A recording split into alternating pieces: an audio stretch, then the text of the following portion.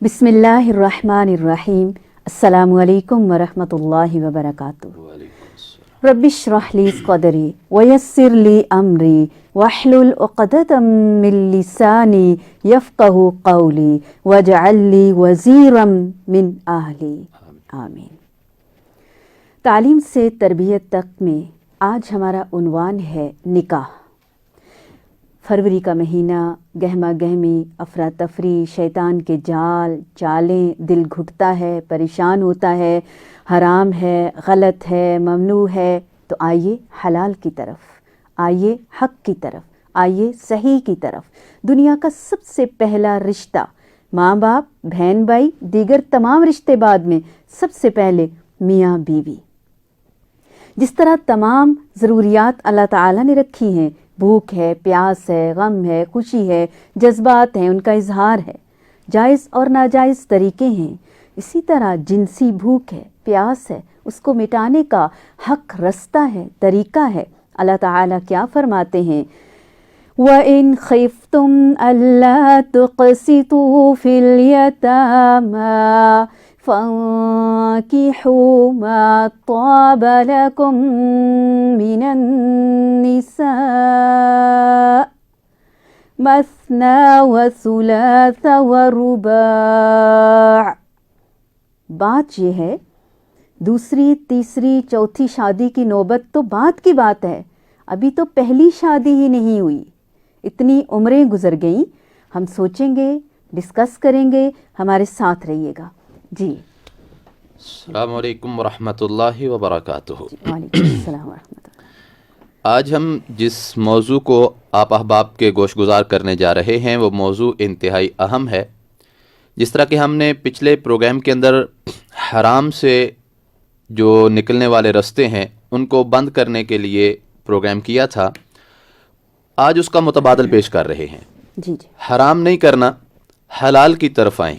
تو حلال کی طرف آئیں گے تو یقیناً نکاح کریں گے. نکاح کیوں کریں گے؟ نکاح کے کیا فائدے ہوں گے؟ نکاح ہمیں کیوں کرنا چاہیے؟ نکاح کا حکم کیا فقط ہماری ضرورت کے لیے ہے، یا فقط وہ ہمارے کسی خاص مقصد اور مشن کے لیے ہے، یا یہ ایک افقی قانون اور نظام ہے؟ تو یہاں پر یہ چیز ذہن میں رکھ لیں بالکل ابتدا کے اندر کہ نکاح انسانیت کے وجود اور ثبات، اس کے قائم رہنے کا ضامن ہے. اگر نکاح نہیں ہے تو انسانیت کا وجود، نسلوں کا وجود ختم ہو جاتا ہے. تو آئیے آگے بڑھتے ہیں اس حوالے سے کہ نکاح ہم کریں گے تو نکاح کرنا بمقابلہ اس کے کہ دوستی کرنا، فقط اپنے ضروریات پوری کرنا، ٹائم پاس کرنا اور انجوائے کرنا اور اس کے بعد اپنا اپنا رستہ لے لینا، اس سے کہیں بہتر ایک ذمہ دار انسان بنتے ہوئے، ایک ذمہ دار شخصیت بنتے ہوئے ہم نکاح کریں. مرد نکاح کریں، خواتین نکاح کریں. نکاح کے پیغام کو ہم عام کریں اور آسان کریں. آسان کریں. ہر لڑکی کو عزت چاہیے، گھر چاہیے، سہارا چاہیے. کون دے گا جب ہم نکاح ہی نہیں کریں گے، سنت کو رواج ہی نہیں دیں گے، حق بات کی طرف آئیں گے ہی نہیں. ہم ہر بات کا اتنا خیال کرتے ہیں، چھوٹی چھوٹی چیزوں کا نوٹس لیتے ہیں، گھریلو معاملات، زندگی کیسے دو پہ لگا دی ہم نے. ہم صرف محض اینٹوں کا گھر چاہتے ہیں، اور وہ بھی بہت سال ضائع کر کے. ماں باپ اپنے بچے کی چھوٹی سی چھوٹی جائز اور ناجائز خواہش کو پوری کرنے کے لیے لگے ہوئے ہیں دن رات. ادھر بچے نے فرمائش کی، ادھر ماں باپ اپنے آپ کو دو پہ لگائے ہوئے ہیں. جی. لیکن جہاں تک بچوں کی بنیادی ضرورت کی بات ہے، نکاح بچے کا بنیادی حق ہے. اور کب سے؟ جو ہی وہ بالغ ہوا تب سے یہ حق اللہ نے اسے دے دیا. اب وہ ضرورت جائز طریقے سے نہیں پوری ہوگی تو خود بخود ناجائز رستے کھلتے چلے جائیں گے. سال ہاں سال بچہ 10 سے 12، 13، حد ہو گئی 14 سال کی عمر تک بالغ ہو گیا. جی. اب شادی کب ہوئی؟ 20 سال کا ہو گیا، 25 کا ہو گیا، 28 کا ہو گیا. 30-35 سال کے رشتے ہمارے پاس موجود ہیں. بیچارے پریشان ہیں لوگ. لیکن ابھی بھی وہ کیا کرتے ہیں؟ رشتے انہیں ملتے ہیں ریجیکٹ کر رہے ہیں، اسٹیٹس کانشیس ہو گئے ہیں. کن باتوں کے لیے ہمارے پیارے نبی کریم صلی اللہ علیہ وآلہ وسلم نے کیا فرمایا کہ نکاح کن باتوں کو دیکھ کر کرو؟ نکاح کرنے کے لیے جو اللہ کے نبی صلی اللہ علیہ وسلم نے صحیح البخاری کے اندر ہمیں ہدایت کی ہے کہ تنکح المرأۃ لأربع، عورت کو بالعموم 4 چیزیں دیکھ کر نکاح کیا جاتا ہے. کچھ لوگ نکاح کرنے کے لیے لمالہا، جائیداد دیکھتے ہیں، پراپرٹی دیکھتے ہیں، اس کا جو مالی سٹیٹس ہے، مادی سٹیٹس ہے وہ چیک کرتے ہیں. ولحسبہا، کچھ لوگ خاندان دیکھتے ہیں، برادریاں دیکھتے ہیں، ہماری برادری ہے یا نہیں، ہمارا خاندان ہے یا نہیں، ہم بڑی برادری سے ہیں، یہ چھوٹی برادری سے ہے، ہم اونچے ہیں، یہ نیچے ہیں، وغیرہ وغیرہ. ولجمالہا، اور کچھ لوگ حسن پرستی، جس طرح کہ آج کل کے نکاحوں کے اندر بالعموم 80% نکاح فقط حسن پرستی اور جسم پرستی کے اوپر ہو رہے ہیں. والدینہا، اور کچھ احباب چوتھے نمبر پہ جا کے دین کو ترجیح دیتے ہیں کہ بیٹا عالم ہے، حافظ ہے، قرآن پڑھنا جانتا ہے، نماز پڑھتا ہے، بیٹی اچھی ہے، عالمہ ہے، اس کا نکاح کر دیا جائے. فاظفر بذات الدین، اللہ کے نبی صلی اللہ علیہ وسلم نے جناب ابو ہریرہ رضی اللہ تعالیٰ عنہ کو فرمایا تھا کہ ابو ہریرہ اگر تو نکاح کرے گا تو دین والی کو ترجیح دینا، باقی ساری دنیاوی چیزیں ختم ہونے والی ہیں، نہ مال باقی رہنے والا ہے، نہ جاہ و جلال باقی رہنے والا ہے، اور نہ ہی جمال باقی رہنے والا ہے. تھوڑی سی عمر ڈھلی نہیں یا کوئی بیماری آئی نہیں، بس سارا حسن بھی گیا، جوانی بھی گئی، سب کچھ ختم ہو جاتا ہے. باقی کیا رہ جاتا ہے؟ دین باقی رہ جاتا ہے. تو لہذا یہاں پر یہ چیز ہمیں انتہائی مد نظر رکھنا ہوگی کہ ہم نکاح کرتے ہوئے دین کو مد نظر رکھیں. یہ آج کل ہمارے نکاح تاخیر کا جو سبب بن رہے ہیں کہ 30 سال عمر گزر جاتی ہے، 35 سال کی عمر ہو گئی ہے، خواتین کی اتنی عمر ہو جاتی ہے، ان کے نکاح نہیں ہو رہے. اور اس کی وجہ کیا ہے جی؟ وجہ یہی ہے ہماری برادری میں رشتہ نہیں مل رہا. وجہ کیا ہے جی؟ ہمیں ہمارے سٹیٹس کا رشتہ نہیں مل رہا. ہم اسلام آباد کے اندر ایک کنال کے مکان میں رہتے ہیں، جو رشتہ ہمیں آ رہا ہے وہ جناب دوسرے شہر کے اندر آ رہا ہے، تو ان کے پاس 10 مرلے کا مکان ہے، لہذا اب ہم تو نہیں اس کے ساتھ شادی کر سکتے.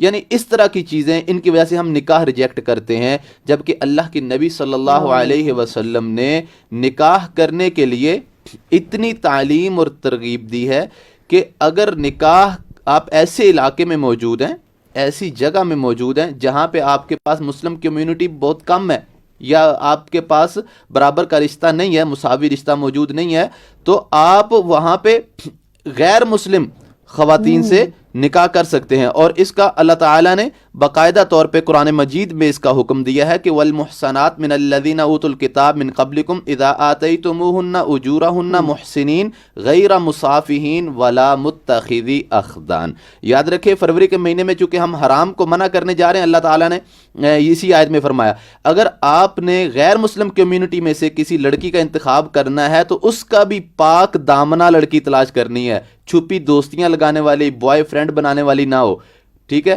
وہ ایک دوسرے سے ملاقاتیں کرنے والی نہ ہو، یعنی پاک صاف لڑکی آپ نے تلاش کرنی ہے. اگر مسلم کمیونٹی، یہاں پر جب غیر مسلم سے جب نکاح کرنے کے لیے کہا گیا، یعنی نکاح کرنے کی یہاں تک ترغیب ہے کہ آپ نے سب کچھ چھوڑنا ہے، نکاح کو آگے کرنا ہے، برادری نہیں دیکھنی، مال نہیں دیکھنا، جاہ و جلال نہیں دیکھنا، فقط یہ دیکھنا نکاح کے لیے رشتہ موضوع مناسب بن رہا ہے، نکاح ہو رہا ہے، آسان ہو رہا ہے، فوری طور پہ نکاح ہونا چاہیے. کس قدر ضروری ہے یہ جی. اور ہم کس قدر غفلت برتے ہوئے ہیں اس اہم ترین کام سے. جی. اگر شادی ہونے بھی آتی ہے، اس قدر دکھاوا، اتنا ہی ریاکاری، مہینوں شاپنگ، نمازیں قضا ہو رہی ہیں، بازاروں کے چکر لگ رہے ہیں جو سب سے ناپسندیدہ جگہ ہے. جی. اور شادی والے دن 1000 کی چیز کو 1500 بتانا، نقلی کو اصلی بتانا، گولڈ پلیٹڈ ہے تو نہیں جی یہ تو بالکل ہیرا ہے، یہ فلاں ہے، اور للچانا لوگوں کو. اور پھر شادی والے دن تو جیسے نماز معاف ہو گئی ہے گھر والوں کو بھی اور دولہا دلہن کو بھی. جب یہ حالات ہوں گے، نکاح جیسا عظیم ترین مقصد، اس کا حصول فوت ہو جاتا ہے نا. مقصد کہ اس سے پہلے بھی ہم شیطان کو راضی کر رہے ہیں، نکاح کے بعد بھی اتنی رسم و رواج ہیں، اتنی خرافات ہیں جو ہمارے وقت کی بھی ضیاع کا باعث ہیں، ہمارے پیسے کے بھی، وسائل کے بھی۔ ازواج مطہرات نے کن کن حالات میں صحابہ کرام رضی اللہ تعالی عنہم اجمعین نے جنگ و جدال بھی کی، جی بالکل، تبلیغ بھی کی، تربیت بھی کی، عمل میں پیش ہیں اور نکاح بھی کر رہے ہیں۔ جی بالکل، ہر حال ان کی عمروں کا کمپیریزن کریں ہم تو بلوغت کی عمر سے لے کر وفات تک کبھی بھی نکاح ہو سکتا ہے، پہلا، دوسرا، تیسرا، چوتھا۔ وہ کیا واقعہ ہم لوگ جب آ رہے تھے تو ڈسکس کر رہے تھے کہ وہ خاتون ہیں، دونوں وکیل ہیں، جی بالکل، اور وہ اپنی بات بتا رہی ہیں کہ مجھے 6 سال لگے گھر والوں کو منانے کے لیے، کیونکہ وہ پہلی شادی پہ تو راضی ہیں، دوسری نہیں، تیسری نہیں، چوتھا نکاح ہو رہا ہے ان کا اپنے شوہر کے ساتھ، جو وہ بھی وکیل ہیں۔ چودھری ایڈوکیٹ لاہور کے وکیل ہیں، بہت بڑے، غلام مصطفیٰ چودھری ایڈوکیٹ۔ ان کی ایک ایڈوکیٹ یہاں پہ ازراہ مزاح میں یہ بات بھی کرتا جاؤں کہ بالعموم مشہور ہے کہ صرف مولوی لوگ جناب وہ نا دوسرا، تیسرا، چوتھا نکاح کرتے ہیں اور ان کو یہ خواہش ہوتی ہے اور وہ اس چیز کے پیچھے بھاگیں۔ یہاں پر یہ دیکھیں غلام مصطفیٰ چودھری صاحب ایڈوکیٹ ہیں، ہم مثال ہی وہ دے رہے ہیں، اور آپ نیٹ پہ اس کو سرچ کریں، آپ کو مل جائے گا یہ۔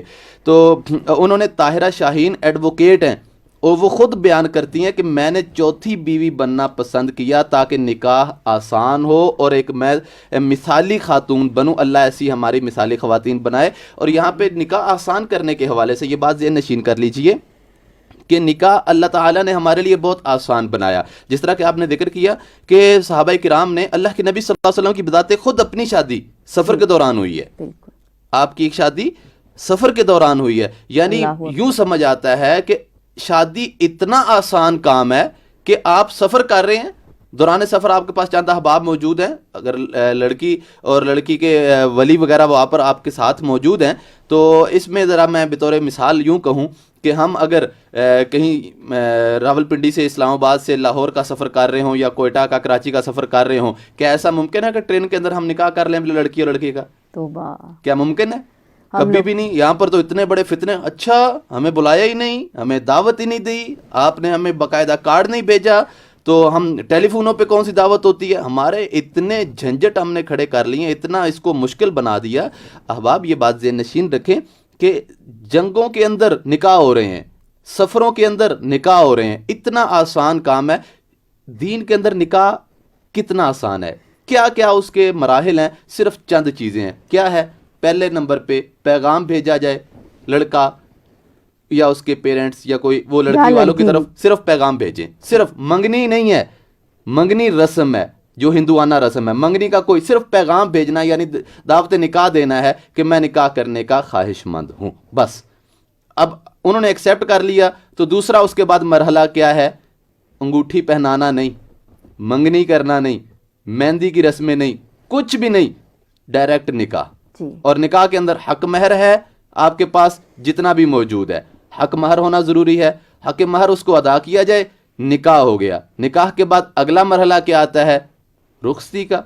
اور رخصتی کے لیے کوئی لمبی چوڑی باراتوں کا تصور نہیں ہے، کوئی لمبی چوڑی گاڑیوں کا تصور نہیں ہے، وہاں پہ آپ کو کوئی مارکی جو ہے وہ بک نہیں کروانے پڑتے، کوئی بڑے بڑے ویڈنگ ہالز جو ہے وہ بک نہیں کروانے پڑتے۔ لا حول ولا قوہ۔ آج کل جتنا ہمارا ایک مارکی بکنگ اور ایک شادی کا خرچہ آتا ہے، میں یقین جانے میں یہ بات کہا کرتا ہوں کہ اگر ہم ایمانداری سے اتنا خرچہ کر کے ہم چند ایک غریبوں کو گھر بنا کے دینے کی کوشش کریں نا، میرا خیال ہم ایک بیٹی کے یا بیٹے کی شادی پہ، نکاح پہ جو خرچہ کرتے ہیں نا، اس سے ہم 2 سے 3 لوگوں کو گھر بنا کے دے سکتے ہیں ساری زندگی کے لیے۔ اور اللہ کے نبی صلی اللہ علیہ وسلم نے فرمایا جس نے کسی انسان کو دنیا میں گھر بنا کے دیا، اللہ اس کو جنت میں گھر بنا کے دے گا۔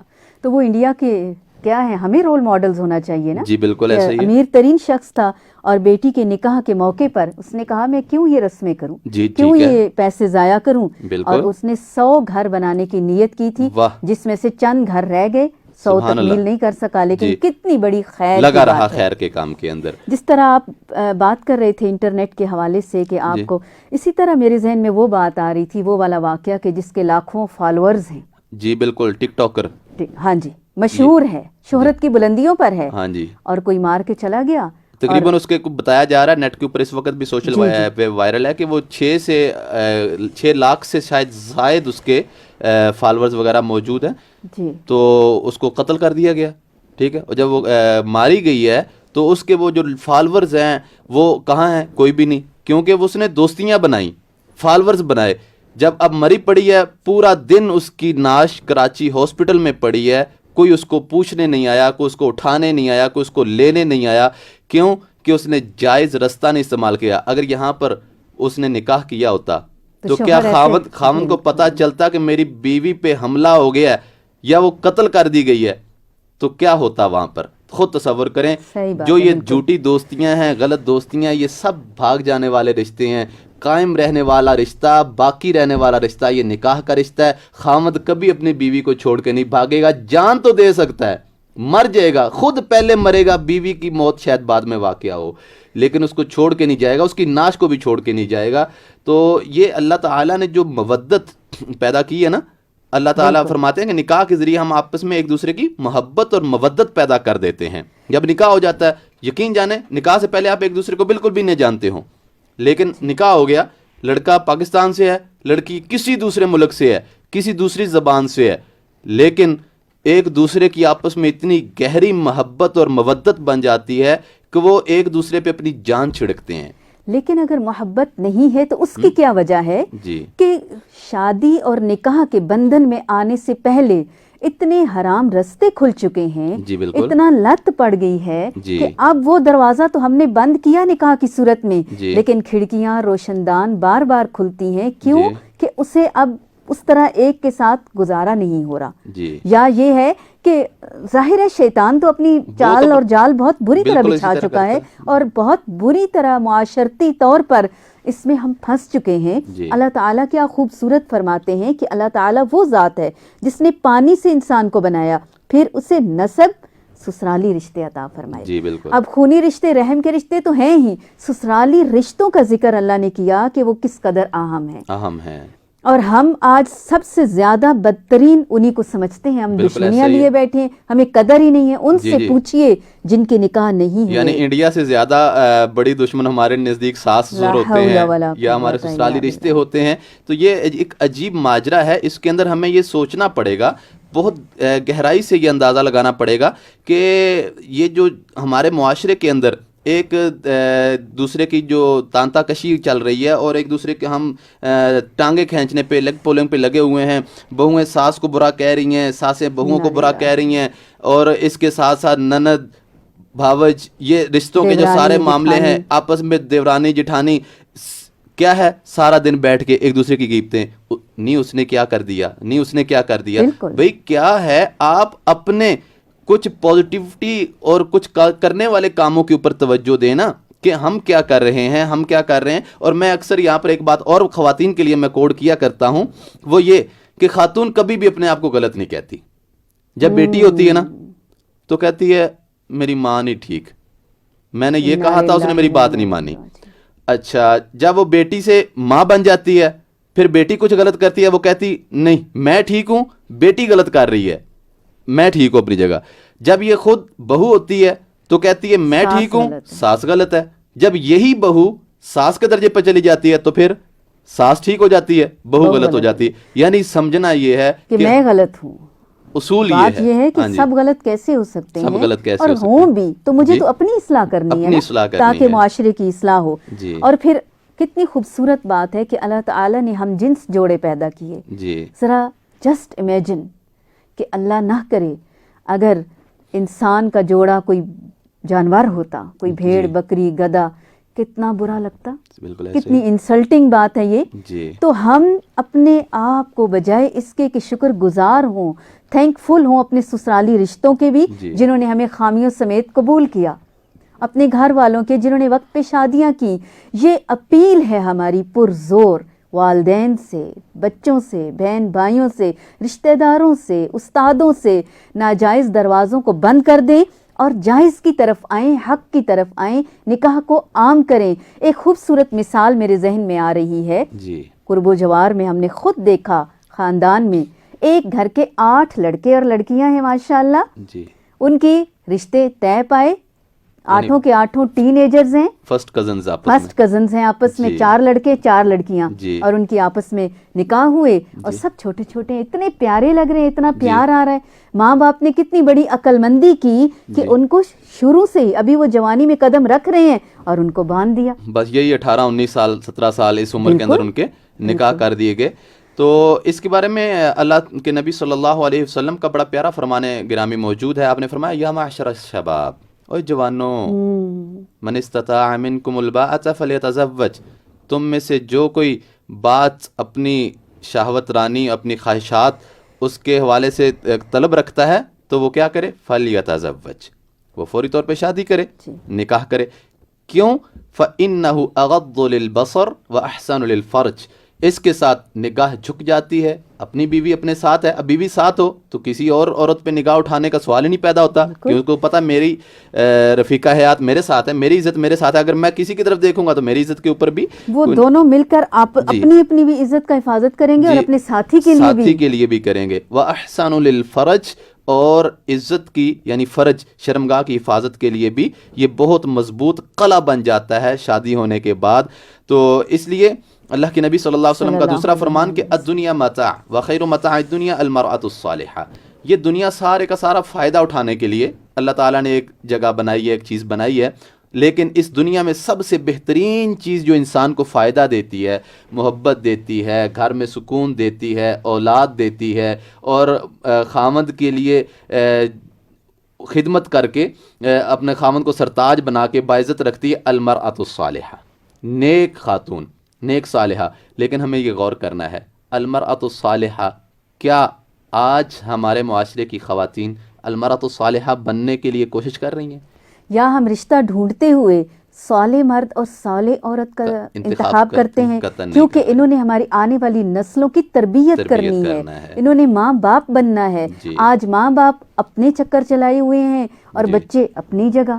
ہر کوئی اس فتنے کا شکار ہو گیا ہے. کوئی روکے گا کس طرح کسی کو جب وہ خود کانا ہو جائے گا, پکڑا جائے گا, رات کو کیا کیا, نیٹ پہ کیا کیا, موبائل پہ کیا کیا, یہ سارے ہتھیار تو تھما دیے, پھر کھلی آزادی بھی دے دی. اب کیا کریں, حیا کیسے آئے, حالانکہ حیا ہی الحیات ہے, زندگی ہے. بالکل ایسے ہی ہے. حیا نہیں ہے تو زندگی بھی نہیں ہے, ہم مردہ ہیں, ہم زندہ لاشیں ہیں.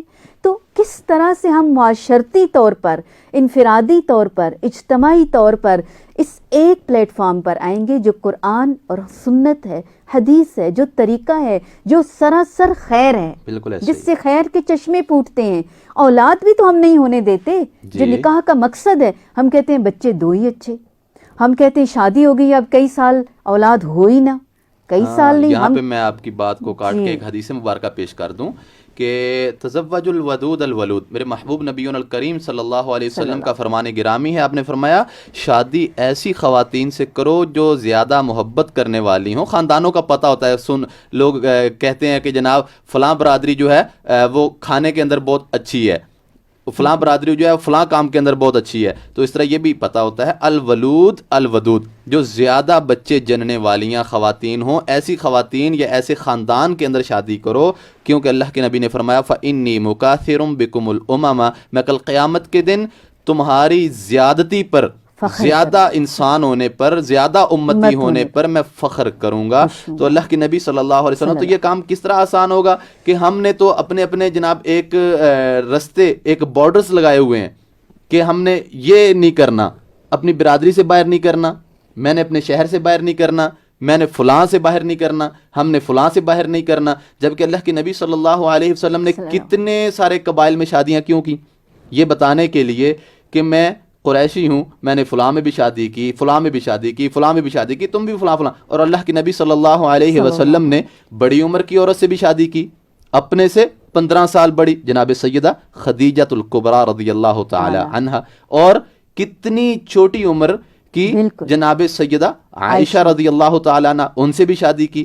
تو اس لیے یہ بتایا کہ شادی کے لیے آپ کی ترجیحات عمریں نہیں ہیں, شادی کے لیے آپ کی ترجیحات پیسہ نہیں ہے, شادی کے لیے آپ کی ترجیحات اور کوئی چیز ایسی نہیں ہے. آپ کے پاس کنواری لڑکی موجود ہے, آپ نکاح کر لیں. اپنی عزت بچانے کے لیے آپ کو کوئی بیوہ مل رہی ہے, آپ اس سے نکاح کر لیں, عمر کو نہ دیکھیں.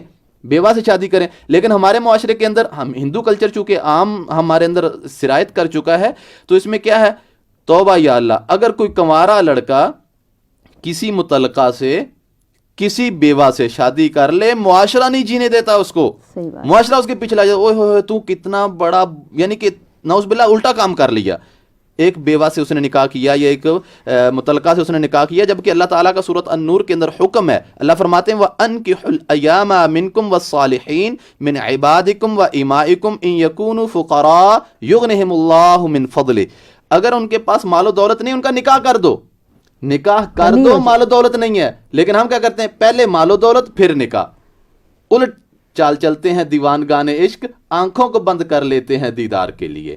تو نکاح ایامہ کا, مطلقات کا, بیوگان کا نکاح کرنے کا. اور میں یہاں پر مثال ضرور پیش کروں گا کہ جناب جعفر طیار رضی اللہ تعالی عنہ, جب ان کی شہادت ہوتی ہے, ان کی اہلیہ, ان کے ساتھ شادی جناب سیدنا ابو بکر صدیق رضی اللہ تعالیٰ عنہ کرتے ہیں. اور جناب ابو بکر صدیق رضی اللہ تعالیٰ عنہ کی وفات کے بعد انہی خاتون سے شادی جناب سیدنا علی المرتضیٰ کرتے ہیں, جن سے جناب سیدنا علی رضی اللہ تعالیٰ عنہ کی اولاد محمد بن علی اور محمد بن ابی بکر, یہ ان سے ہوئے. اور یہی وہ محمد ابن حنفیہ ہیں جو ہمارے علاقے میں معروف قطب شاہی آوان کے نام سے جو برادری مشہور ہے نا, آوان برادری, علوی برادری, یہ وہیں سے خاندان سے چلی آ رہی ہے, سلسلہ چل رہا ہے. تو زنا کیسے ختم ہوگا, نکاح کیسے عام ہوگا, کورٹ میرجز کیوں بند ہوں گی جب ہم وقت پہ نکاح کریں گے؟ جی بالکل. ایسے واقعات سننے اور دیکھنے کو ملتے ہیں. ایک خاتون میرے پاس آئیں, بہت پریشان حال, رونے لگی, بات بھی بتانے والی نہیں ہے, مجھے بار بار کہے, اب بتائے بغیر, سنے بغیر, پوچھے بغیر چارہ بھی نہیں ہے. انہوں نے بتایا کہ جس دن میری شادی تھی, پھر روئے, پھر پھوٹ پھوٹ کے رونے لگے. انہوں نے کہا کہ 15 سے 20 دن نکاح کے بغیر ہم نے گزارے, شادی شدہ لائف, میاں بیوی کی طرح ہم رہے. وجہ کیا تھی؟ کوئی نکاح خان نہیں ملا, اور خاندان کے برادری کے مردوں کو نکاح پڑھانا ہی نہیں آتا, خطبہ نکاح ہی نہیں پڑھا. یعنی اتنی بڑی بارات موجود تھی, لوگ موجود تھے, صرف ایک باقاعدہ پروفیشنل مولوی یا عالم نہیں دستیاب ہوا, تو ان کا شرعی نکاح پڑھانے کے لیے, چلو مطلب قانونی جو کاغذات پورے بعد میں کیے جا سکتے ہیں, لیکن شرعی نکاح کے بغیر انہوں نے 20 دن آپس میں گزارے. یعنی ہمارے معاشرے کے ان سارے لوگوں نے, والدین نے, رشتہ داروں نے زنا اور گناہ کو برداشت کر لیا. بالکل. لیکن اتنا نہیں, ہم اتنے گئے گزرے ہو گئے ہیں کہ ہم میں سے کوئی بندہ نکاح نہیں پڑھا سکتا. باپ کی میت پڑی ہوتی ہے, جنازہ نہیں پڑھا سکتا, بیٹا وکیل ہے, ڈاکٹر ہے, کچھ بھی ہے, اس کو بڑے بڑے ڈگریاں ہیں, ماسٹرز ہیں, پی ایچ ڈیز ہیں, ڈاکٹرز, سب کچھ ہوگا, لیکن کیا ہے, اس کو جنازہ پڑھانا نہیں آتا, اس کو جنازے کی دعائیں نہیں آتی ہیں. یہ بہت بڑا المیہ ہے ہمارے لیے, ہمیں یہ بات غور کرنا ہوگی کہ نکاح کو آسان. تو اللہ تعالیٰ نے جو فرمایا کہ فَانكِحُوا مَا طَابَ لَكُم مِّنَ النِّسَاءِ مَثْنَىٰ وَثُلَاثَ, دوسری تیسری چوتھی شادی کی تو بات بعد میں کریں گے نا. ہمارے ہاں تو پہلے ہی بہت بڑا مسئلہ بنا ہوا ہے, پہلی شادی اتنا بڑا مسئلہ بنا ہوا ہے کہ اب باقاعدہ اس کا سمجھ لیں ایک بزنس بہت بڑا شروع ہو گیا. آپ نیٹ پہ سرچ کریں, بڑی بڑی ویب سائٹ پڑی ہوئی, کیا کر رہی ہیں جی, رشتے کروا رہی ہیں. کتنی فیس ہے, 50,000 فیس ہے, لاکھ روپیہ فیس ہے, بڑی بڑی فیسز لے رہے ہیں. کیا جی, ہم رشتے کرواتے ہیں. اور کیا یہ اتنا مشکل مرحلہ, اتنا مشکل ہے کہ ہم اس کے لیے اتنا کیوں, وہ لوگ ہم سے فائدہ کیوں اٹھا رہے ہیں؟ کیونکہ ہم نے اپنی بہت ساری باؤنڈریز لگا لی ہیں, بہت سارے ہم نے بارڈرز بنا لیے ہیں, جس کی وجہ سے ان کو موقع مل گیا. یہاں پہ میں ایک کتاب کا میں حوالہ ضرور دینا چاہوں گا کہ 2 امریکی خواتین ہیں, انہوں نے ایک کتاب لکھی ہے جس کا اردو ترجمہ دارالسلام انٹرنیشنل پبلشر انہوں نے شائع کر دیا ہے, پاکستان میں آ چکا ہے. شادی سے شادیوں تک, شادی سے شادیوں تک. وہ 2 امریکی خواتین نے اس کے اوپر ریسرچ کی, اور اس کے بعد وہ مسلمان ہوئی, وہ مسلمان ہو گئی الحمدللہ. انہوں نے اس بات پہ ریسرچ کی کہ اسلام کا یہ جو حکم ہے, 1 شادی 2 شادیاں 3 شادیاں 4 شادیاں, تو یہ اسلام کا جو حکم ہے یہ کس حد تک ہے. تو انہوں نے اس نتیجے پہ پہنچی کہ انہیں یہ سب سے ویلڈ پوائنٹ لگا, عزت کے لحاظ سے, تحفظ کے لحاظ سے, اپنے اوپر ہر قسم کی اٹھنے والی نگاہ کے تحفظ کے لحاظ سے. تو یہ شادی جو ہے, اس کے اندر جو لوازمات ہیں وہ کتنے سے ہیں؟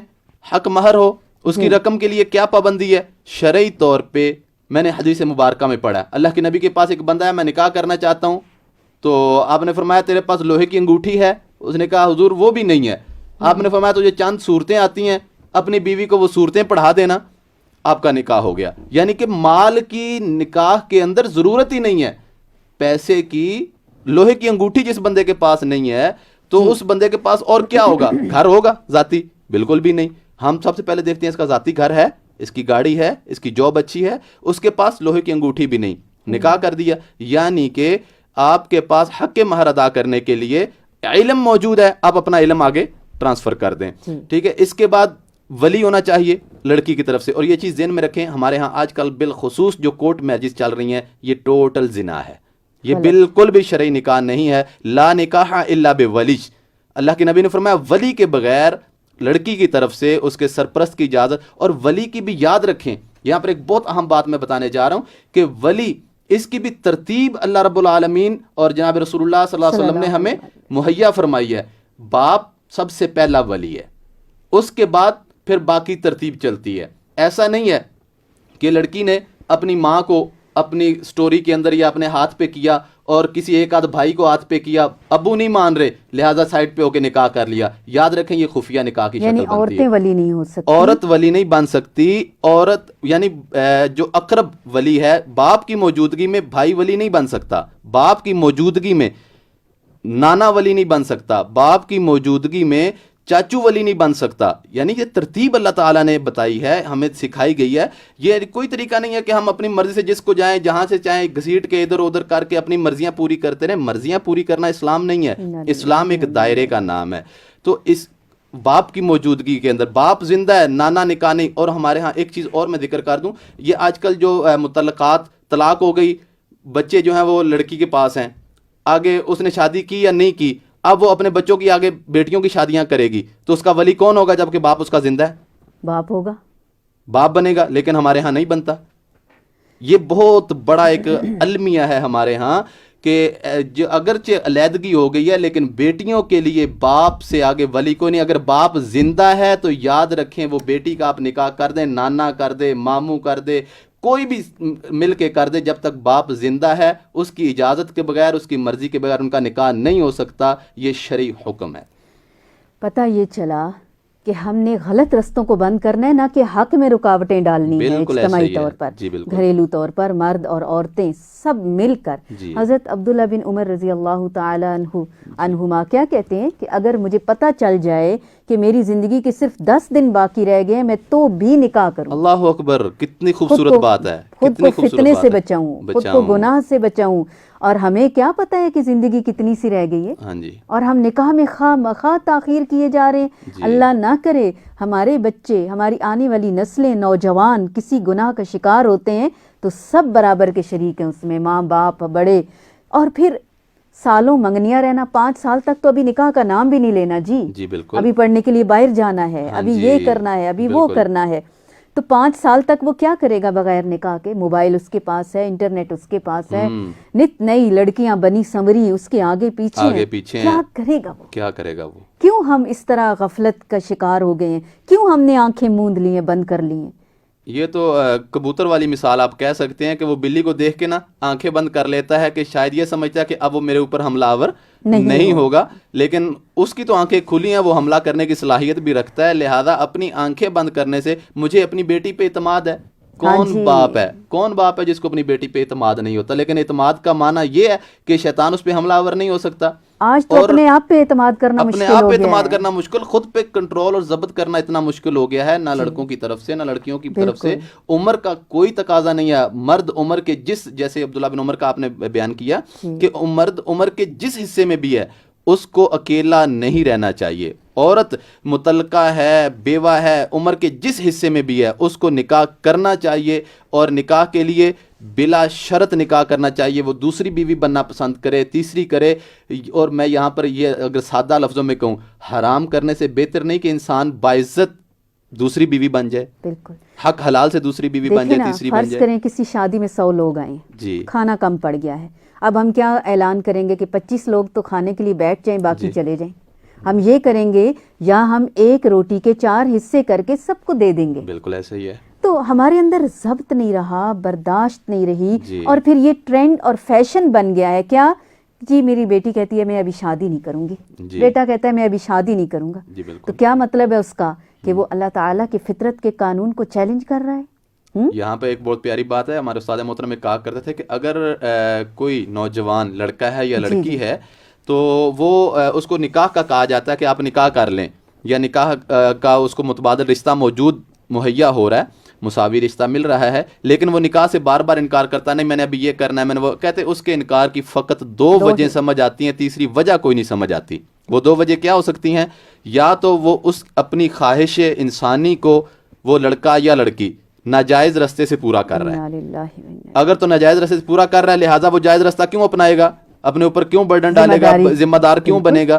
یا پھر وہ اس قابل ہی نہیں ہے، یعنی کہ وہ مرد نامرد ہے، وہ اس قابل ہی نہیں ہے کہ وہ نکاح کرے، یا وہ لڑکی وہ اس قابل ہی نہیں ہے کہ وہ نکاح کرے. دو ہی وجہ سمجھ آتی ہیں کہ وہ صحیح جنس کے اندر مرد اور خاتون نہیں ہیں. اگر وہ صحیح ہیں تو پھر نکاح کے بغیر چارہ ہی کوئی نہیں دنیا میں جیتے جی رہنے کا. تو لہذا یہی پیغام ہے آج کا ہمارا کہ خدا را نکاح کو آسان بنائیں، نکاح کو سستا بنائیں، یہ بڑے بڑے جہیزوں کے برڈنز نکالیں. یہ کوئی اسلام نہیں ہے، کوئی دین نہیں ہے. سفروں میں نکاح عام کریں، جنگوں کے ماحول میں نکاح عام کریں. ہمارے جتنا زیادہ نکاح کو عام کیا جائے گا، رسومات سے پاک کیا جائے گا، اخراجات سے پاک کیا جائے گا، خفیہ دوستیوں کے خفیہ نکاح کے راستے بند ہو جائیں گے، اور انشاءاللہ صحیح رستہ عام ہوگا، اور انسانیت بھی پنپے گی، اسلام بھی پنپے گا، اور ہمارے محبوب نبی الکریم صلی اللہ علیہ وسلم قیامت کے دن ہمارے اوپر فخر بھی کریں گے کہ میری امت کتنا اچھا کام میرے حکم کے مطابق کر کے رہی ہے. بالکل انشاءاللہ محرم میں نکاح کریں، رمضان میں نکاح کریں، ہر مہینے ہر دن کریں. جو ہی بالغ ہو جائے ہمیں فکر ہو جانی چاہیے کہ وہ بلوغت کے پہلے سال میں ہی نکاح کے بندھن میں بندھ جائے، پہلے مہینے میں ہی بندھ جائے. اور پھر غیر محرم سے ہمیں نظریں ہٹانا ہوں گی، خالق حقیقی کو دل میں بسانا ہوگا، خیر کو دعوت دینی ہوگی. آپ کے لیے بہت ساری دعائیں، نیک تمنائیں، نیک خواہشات، شادیوں کی تیاریاں کیجئے. اپنے بچوں کے لیے رشتے ارد گرد ان گنت رشتے ہیں، کمپرومائز کیجئے. آپ کو اس میں شر نظر آ رہا ہے، اللہ اس میں خیر ڈال لیں گے. اپنے آپ کو، اپنی آنے والی نسلوں کو اس آگ سے، اس فتنے سے بچائیے. ربنا حب لنا من ازواجنا ومن ذریاتنا قرۃ اعین وجعلنا للمتقین اماما. اللہ تعالیٰ متقین کا امام کب بنائیں گے؟ جب تقویٰ آئے گا، ایمان، خیر اور حق آئے گا. نکاح کے خطبے کے اندر تو ویسے یہ حکم ہے، 3 آیات ہیں نکاح کے خطبے میں، تینوں میں حکم ہے واتقوا اللہ واتقوا اللہ یا ایھا الناس اتقوا یا ایھا الذین آمنوا اتقوا اللہ. تینوں میں اتقوا اتقوا. کیوں؟ کہ اللہ سے ڈر جاؤ، اللہ سے ڈر جاؤ. نکاح کرنے میں بھی اللہ سے ڈر جاؤ کہ گناہ نہیں کرنا، اور نکاح کرنے کے بعد آنے والے جو معاملات ہیں زندگی کے اندر، ان کے اندر بھی اللہ کے حکم کے مطابق آپ فیصلے اپنے جاری رکھو، تو انشاءاللہ معاملات آسان رہیں گے. ہم صرف اپنے مفادات کو پیچھے کر دیں، اپنے مطالبات کو پیچھے کر دیں، اپنی خواہشات کو پیچھے کر دیں، ہم نکاح کو آگے کر دیں، تو یقیناً ہمارے معاشرے میں بہت ساری برائیاں جو ہیں سکون آ جائے، ختم ہو جائیں، اور بہت سارا اللہ کی رحمتیں ہم سمیٹنے کی قابل ہو جائیں گے انشاءاللہ. سالوں انہیں موقع نہ دیں کہ انڈرسٹینڈنگ کر رہے ہیں آپس میں منگنیوں کے بعد. دیکھیں گھر میں ایک شیشے کا گلاس ٹوٹ جاتا ہے، ایک کانچ کی پلیٹ ٹوٹ جاتی ہے، ہم کتنا کورام مچا دیتے ہیں کہ ہمارا سیٹ خراب ہو گیا. اور اللہ کے احکامات کی دھجیاں نہ اڑائیں، اپنے آپ کو حق پر لائیں. اللہ تعالی ہم سب کا حامی و ناصر ہو. آج کے لیے اتنا ہی. اللہ ہمیں عمل کی توفیق عطا فرمائے. جزاکم اللہ خیرا کثیرا. سبحان ربک رب العزت عما یصفون وسلام علی المرسلین والحمد للہ رب العالمین.